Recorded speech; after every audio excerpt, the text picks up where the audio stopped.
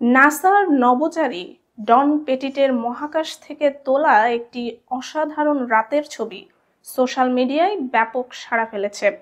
পৃথিবী থেকে প্রায় 400 কিলোমিটার উপরের কক্ষপথ থেকে তোলা ছবিটিতে সৌদি আরবের পবিত্র মক্কা নগরীকে আলোকোজ্জ্বল অবস্থায় দেখা যাচ্ছে।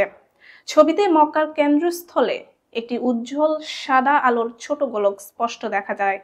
ডন পেটিট তার এক্স অ্যাকাউন্টে ছবিটি পোস্ট করে নিশ্চিত করেছেন, এই উজ্জ্বল বিন্দুটি হলো পৃথিবীর সবচেয়ে পবিত্র স্থান কাবা শরীফ, যা মহাকাশ থেকেও দৃষ্টিগোচর হয়।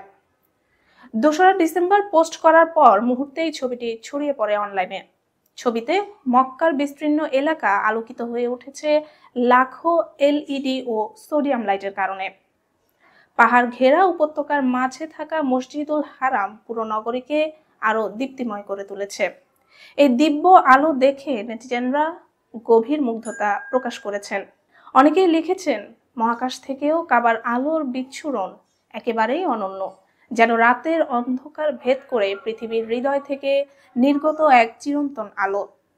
নভোচারী ডন পেটিটকে ধন্যবাদ জানিয়ে অনেকে লিখেছেন, এমন এক অলৌকিক দৃশ্য সবার সাথে ভাগ করে নেওয়ার জন্য তাকে কৃতজ্ঞতা জানাতেই হয়। ডন পেটিট অ্যাস্ট্রো ফটোগ্রাফিতে অত্যন্ত খ্যাতিমান।